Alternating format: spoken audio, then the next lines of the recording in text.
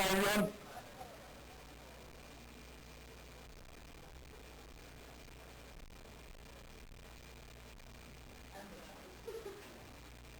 Right, my name's Pete. I'm one of the FY1s working in colorectal surgery at the moment. My first job is elderly, and my final one is Gen Med.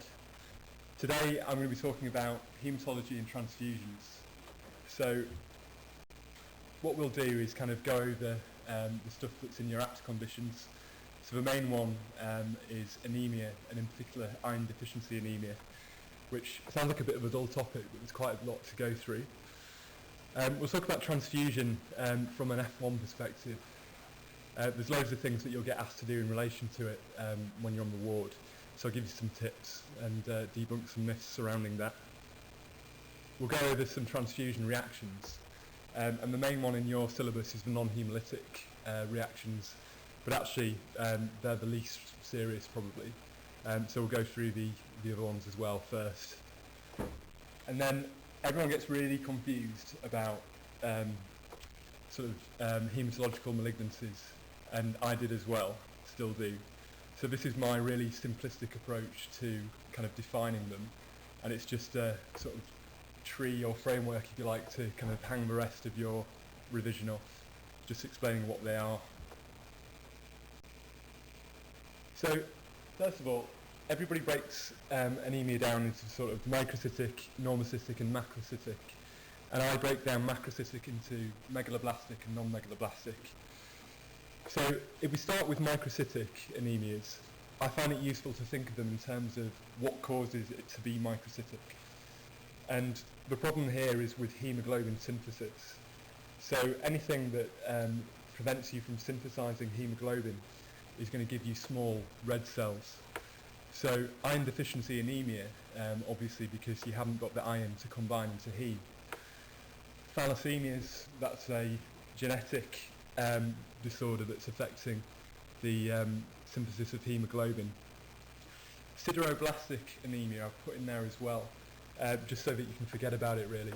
It will crop up in textbooks, but you don't need to know about it. So that's even a required or a congenital mutation that causes you to have abnormal hemoglobin synthesis. So just forget about it. Normocytic anemia is basically where you've got something that's inhibiting or preventing erythropoiesis. So anemia of chronic disease, the way in which that prevents you from making red blood cells is through cytokine activation, and that actually feeds back to prevent hematopoiesis.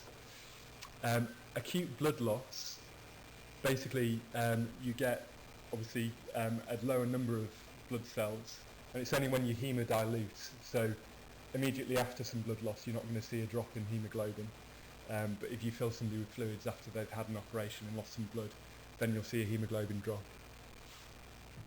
And also sort of a few hours after they've had a blood loss, even if they're sort of normovolemic, the body will compensate.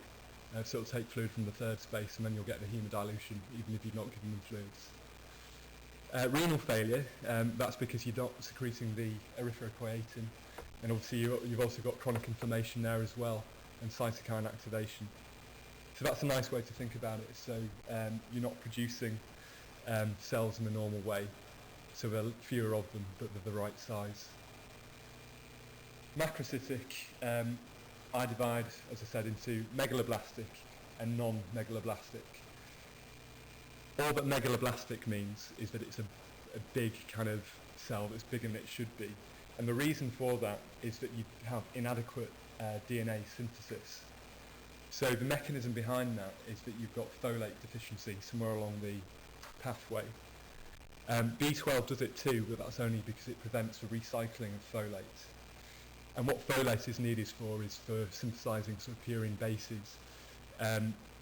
So if you have a cell that's folate deficient, you end up with it growing normally, getting to the stage where it divides by mitosis, and then stopping because there's not enough folate there for DNA replication. So it just carries on growing without dividing. Alcohol excess in and of itself gives you a macrocytosis. but the mechanism behind it giving you a macrocytic anemia is that it increases your body's requirements for folate. So you'll see an alcoholic who isn't anemic, but they will have a macrocytosis, and sometimes you'll see an alcoholic who is anemic with a macrocytic anemia, if that makes sense. Hemolysis, the mechanism is because when you break down red blood cells, they get replaced by immature cells, and red blood cells get smaller as they mature, so reticulocytes are bigger than erythrocytes. Again, that's only if your bone marrow is capable of compensating. And then myelodysplasia, it can actually give you all sorts of anemias, but it tends to be macrocytic, and that's because you're not producing red cells. So we're going to talk about iron deficiency. So if somebody had an anemia that was microcytic, the first test that you want to do would be ferritin. But what's the issue if you do ferritin? What do you have to be aware of in an unwell patient? Yeah, so if they've got inflammation, it's an acute phase protein, so that can be raised. So you can diagnose iron deficiency anemia if you've got a ferritin that's less than 15 micrograms per litre. The British Society of Gastroenterologists say that if you've got inflammation, you can still diagnose iron deficiency anemia as long as the ferritin is less than 50. But it's quite useful if you suspect that there's inflammation going on just to do an ESR or CRP at the same time. And if there's still any confusion, you can do TIBC. So do you know what TIBC stands for? Yeah, that's it. So if you had a thalassemia, do you know whether your total iron binding capacity would be normal or whether it would be raised? It would actually be normal, so that's how you differentiate total iron binding capacity, because the body's iron deficient, basically. So, unsurprisingly, you get tired when you don't have enough blood cells, you get dyspneic, and you can get heart palpitations secondary to sort of cardiovascular compromise. Less commonly, you can get a headache, or less commonly from anemia. I'm sure you get headaches commonly. And tinnitus and pica. So what's pica?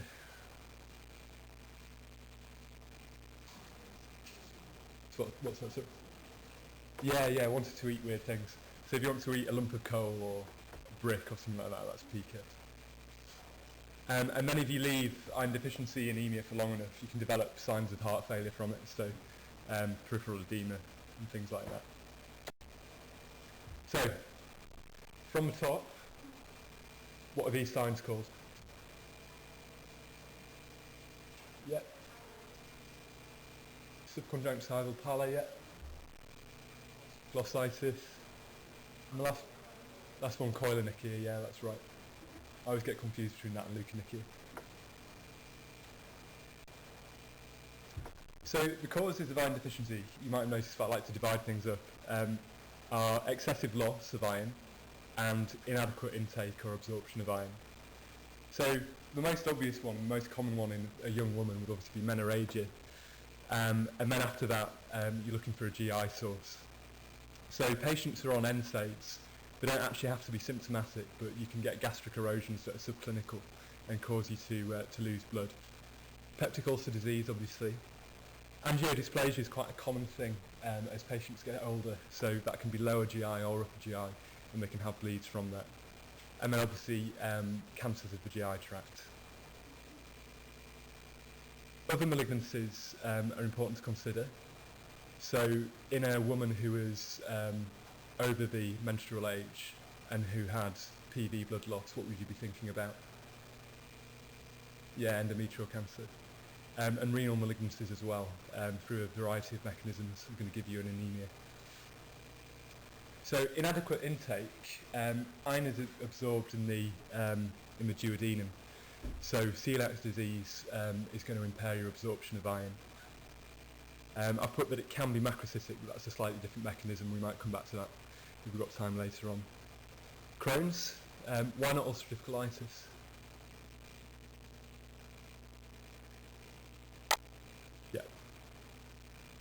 So the iron is absorbed in the duodenum. So, and has anyone heard of hookworm? So hookworm is a parasite that you can pick up through the soles of your feet. So when I was doing my elective in Zambia, we had a patient who came in with a haemoglobin of 3.5. He was only young. And we gave him the treatment for hookworm and 2 units of blood. And he sort of skipped out of the hospital the next day with a haemoglobin of 5. Never felt so good. We'll skip back a little bit. So what investigations would you like to do for iron deficiency anemia in somebody who's a bit older and doesn't have an obvious cause?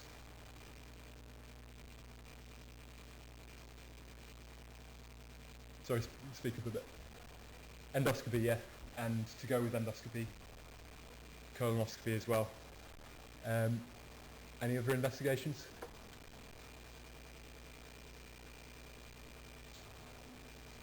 Yeah, so celiac disease, do you know what you do for celiac disease?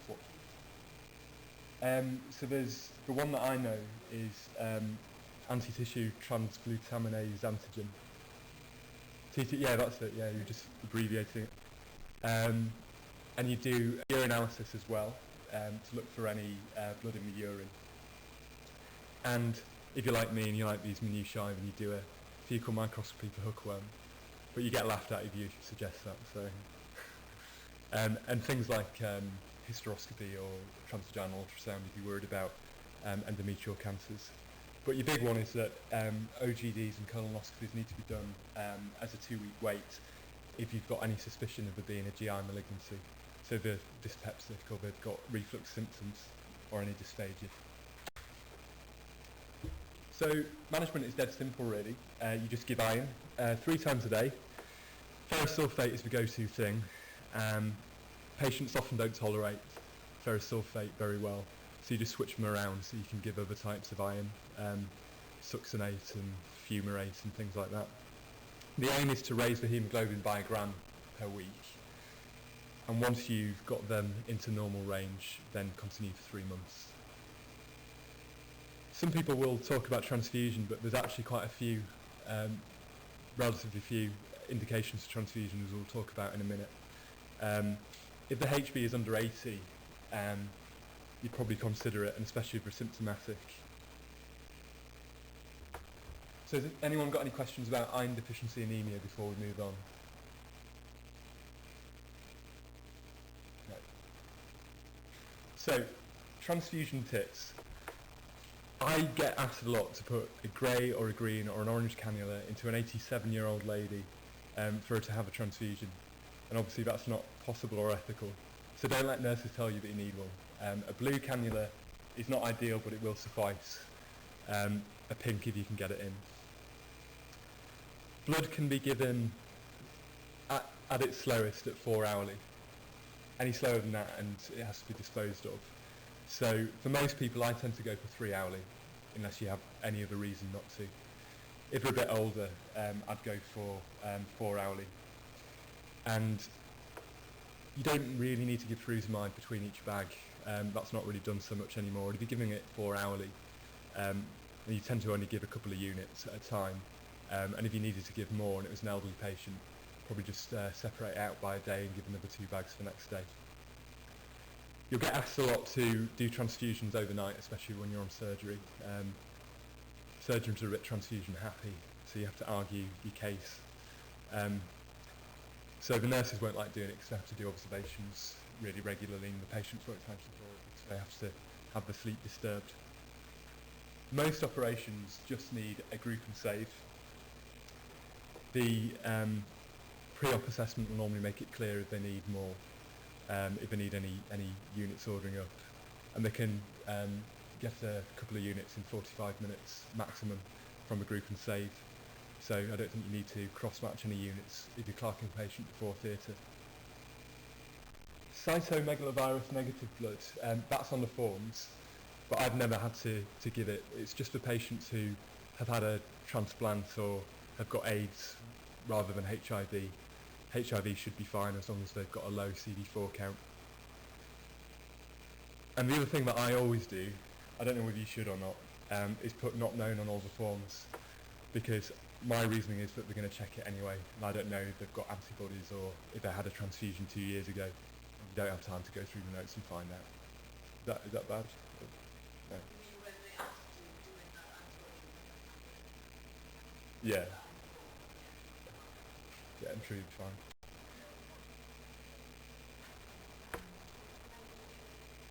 Well, I don't really.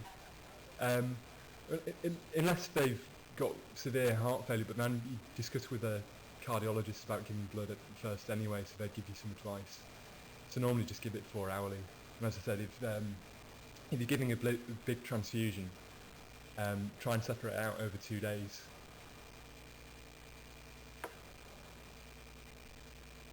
Okay. So first of all, we'll talk about hemolytic transfusion reactions, which are the big ones. So basically somebody's completely cocked up if this happens, and you better hope it's not you. So it's ABO and resus incompatibility. So the patient's received the wrong blood. And you'll know because within a few minutes of them having the blood, they're going to have a reaction to it. The temperature will be high. I wouldn't wait for it to get to 40 degrees. And they'll have that whole chest, abdominal pain, tachycardia, hypertension, so signs of shock basically, and flushing as well. It's hard to distinguish this from an anaphylactic reaction at first, but you treat them similarly. So what you need to do, I'll ask you actually, what do you need to do for a hemolytic transfusion reaction? That's the one. What do you do next? That's it, yeah, ABC. And you need to treat hypoxia as part of your A and B. Treat shock as you see. So you change the giving set before you give any fluids, so they don't get any more blood running through. Give oxygen and give a litre of fluid. You suppress their immune response by giving hydrocortisone and chlorphenamine. Then you'll go on to do at least some basic investigations. So Usinese. Why would you do a Usinese? That's it, yeah, potassium. And that's why you do an ECG as well. So you've got a hemolytic transfusion reaction, you've got lots of red cells splitting open and releasing potassium. So one of the main dangers after you've treated the immune response is hyperkalemia. Any questions about hemolytic transfusion reactions? Not really sure, to be honest. That's more an anaphylactic type thing. I think that's mainly for its like vasoconstriction effect. Don't suppose it would do any harm. It's just in the guidelines anyway. Right, so an allergic reaction, this is quite common. So basically, the patient's just reacting to some of the products within the blood rather than any actual component of the donor's blood. So they'll be itchy, they might have an urticarial rash, and they could have a moderate pyrexia. When this happens, I tend to just give chlorphenamine, 10 milligrams. It says in the textbooks to give hydrocortisone IV, but I think that's a bit extreme, and also the patient will be up all night. So if they're fine with chlorphenamine, just go and review them after they've had chance for that to take effect. Slow the transfusion. And it's worth just contacting a haematologist, they're normally quite friendly, and just saying, can we carry on with the transfusion? They normally say yes. So we'll skip back a bit. What's a non-haemolytic transfusion reaction? What sort of features do you get with it? So as somebody said, shivering. Yeah, so fever, rigors, shivering, it's your main things, and just generally feeling a bit craft. So a rise in temperature of about 1 degree from baseline. The reason that you get it is that there's some leukocytes from the donor which are left in the blood even after it's been sort of succonated to separate off the components, and obviously they're not screened, so you have a minor reaction to those. So you're not reacting to the blood cells themselves but to the leukocytes. So again, just slow the transfusion. If they're really unwell and feeling really awful, just consider stopping it. Give some paracetamol to bring the temperature down, and just review them in a bit. This type of reaction, non-haemolytic, is normally a little bit delayed. So if you get a reaction within a few minutes of starting a blood transfusion, that's not going to be normal. So I suggest if that happens, you stop the transfusion and try and figure out what was causing it later on.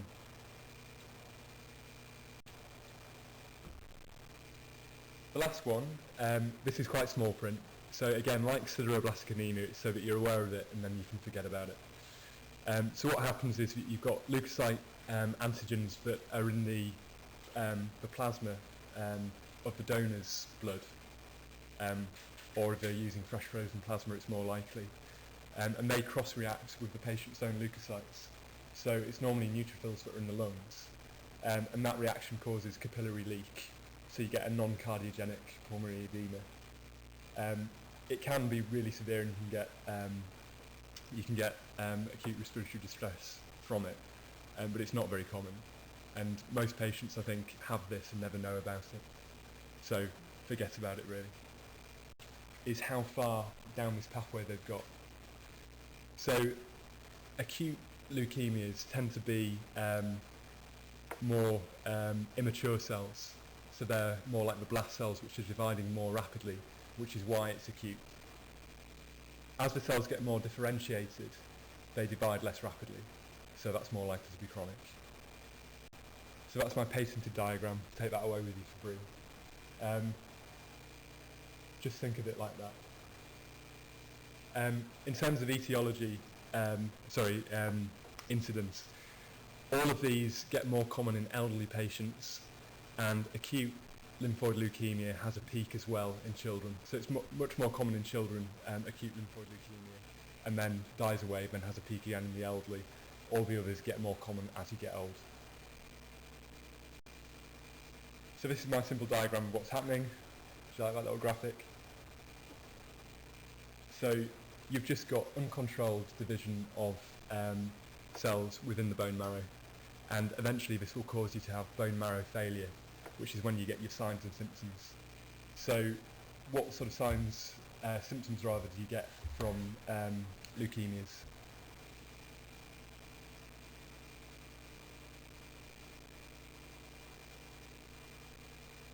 Yes. Yeah, absolutely. Yeah, so pancytopenia and everything that goes along with it. So anemia, infections. That's basically it.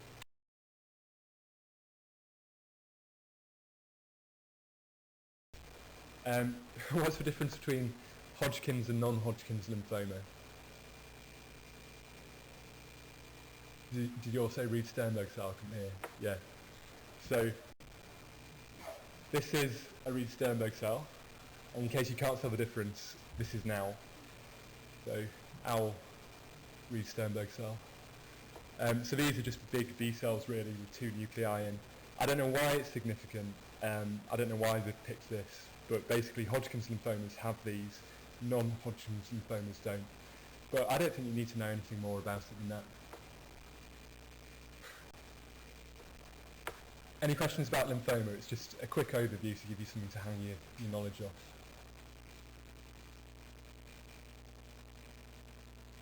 No? Okay, is myeloma still in your ACT conditions? Because it was for us last year, but I couldn't see it, maybe I just didn't look hard enough. So I think the reason that it's an ACT condition is that it's really common in elderly patients, and you'll see a lot of elderly patients on the ward. And there's a few things that they like to ask in finals, which we'll cover. So it's called myeloma because it's affecting the bone marrow, so that's where the myel bit comes from. It's not myeloid lineage, so that's a bit confusing. So don't make that mistake. It's B cells, plasma cells, activated B cells that are causing it. But it's called myeloma because those cells accumulate within the bone marrow. So you get replication of plasma cells uncontrolled. They secrete lots of antibodies, and because they all arise from the same mutated cell, they all secrete the same antibody. So when you do investigations, you'll see a monoclonal band of antibody, and that's the reason why. If it's polyclonal, then you think about other complicated things, but it's If it's monoclonal, then it's myeloma. So these cells fill up your bone marrow, so they can cause bone marrow failure as well. They also cause bone pain and fractures. And the way in which they do that is that they actually activate osteoclasts. So you get bone resorption. You don't get bone being laid down as you do in Paget's disease. So a common finals question is, a patient has a raised calcium but a normal alk phos. So would that be myeloma or would that be Paget's? Myeloma. Yeah, so in Paget's you get hypercalcemia, but because your bone is turning over so rapidly and laying down, you get raised alk phos with it. And as I said, you get the hypercalcemia. Any questions about myeloma? I know that's a quick overview, but it's just to not fill up your brains too much and give you an overview to hang your knowledge off. So we'll finish up with myeloproliferative disorders, which again, people find really complicated, but they're actually quite simple.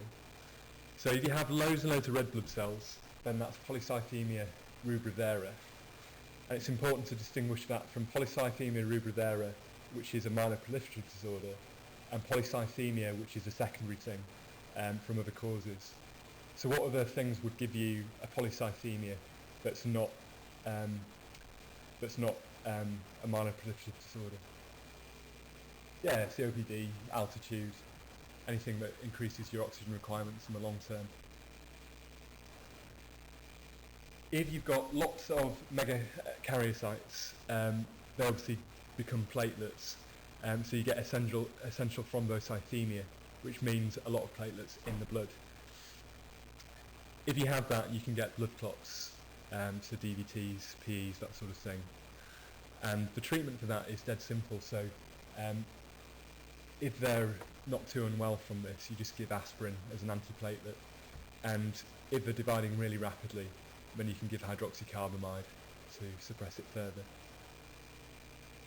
So I put chronic myeloid leukemia there as well as a myeloproliferative disorder, but the boundary is really blurred between a myeloproliferative disorder and chronic myeloid leukemia. So any of the myeloid lineage cells, when they start dividing uncontrollably, can give you a myeloid leukemia. When neutrophils divide rapidly, there's this sort of blurring from a myeloproliferative disorder to CML. So patients get followed up quite carefully for that. And the last one to talk about is myelofibrosis. So what happens there is that you've got myeloid cells of some kind of ilk which divide uncontrollably, but they are mutated to produce fibrin, and that gets deposited within the bone marrow. So does anyone know what is a characteristic feature of somebody with myelofibrosis?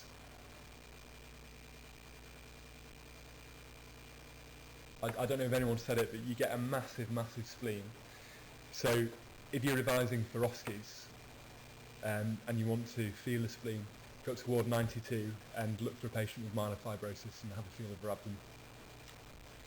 So that, in a nutshell, is haematological malignancies, iron deficiency anemia, and transfusion reactions. So I would get really comfortable with knowing why things are microcytic, normocytic, or macrocytic. Know how to investigate iron deficiency anemia. Just use your common sense when it comes to transfusion reactions, and haematological malignancies, just refer back to that diagram. Do you want to do a couple of cases, or are you not bothered? Yeah? Okay.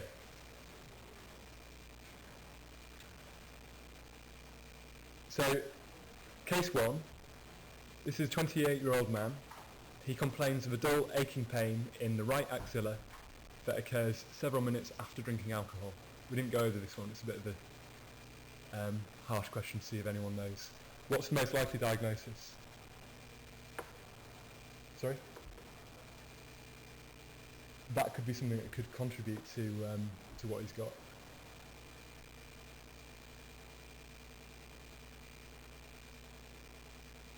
So basically, there's a sign which is pathognomic of Hodgkin's lymphoma.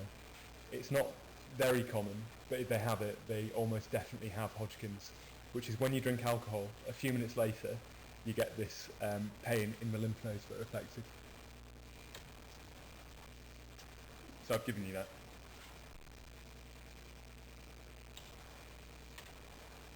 So, how would you stage this disease?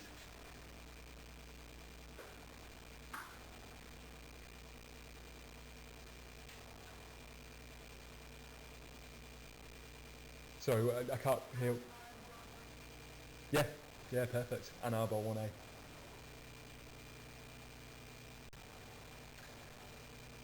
So, case 2. You're on call, and your bleat's about a 37-year-old lady. She's receiving a blood transfusion after a hysterectomy. She's shivering, and she's pyrexial at 38.9 degrees C.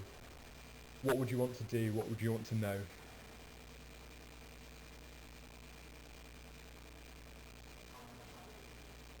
Yeah. So it's been running about an hour.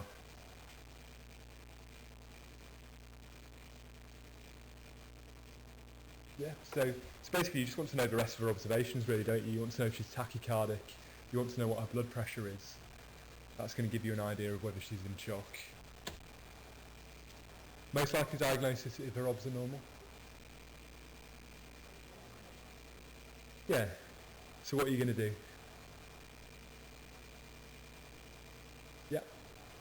Perfect. And if you're in an OSCE for bonus points, you'll say, and then I would review the patient in an hour or something with repeat observations. So last one, 62-year-old lady, dyspnea, palpitations. I forgot I'd done this one. On examination, she's got pale subconjunctiva. She's got ulnar deviation at her MCPs, and she's got swan-necked fingers. So I've got anemia of chronic disease as one differential. Any other differentials?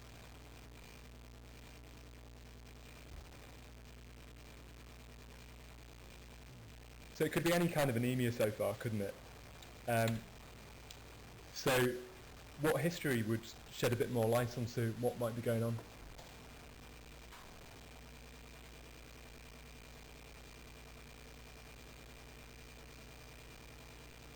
If I tell you that you take a drug history, can you think of any drugs that might have contributed to anemia?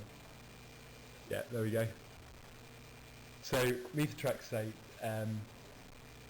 anti-epileptic medications are the ones that commonly reduce your flow rate and give you a megaloblastic macrocytic anemia.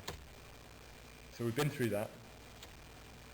Okay, so if she had a normocytic anemia, what type of anemia is it most likely to be? Yeah. And why would you get the normocytic anemia? What's the mechanism? So yeah, it's not producing red cells, but the normal size. So cytokines interfering with erythropoiesis. And if it's a macrocytic anemia, what's the mechanism there? Folate deficiency, yes, it's a megaloblastic one. So that's the end.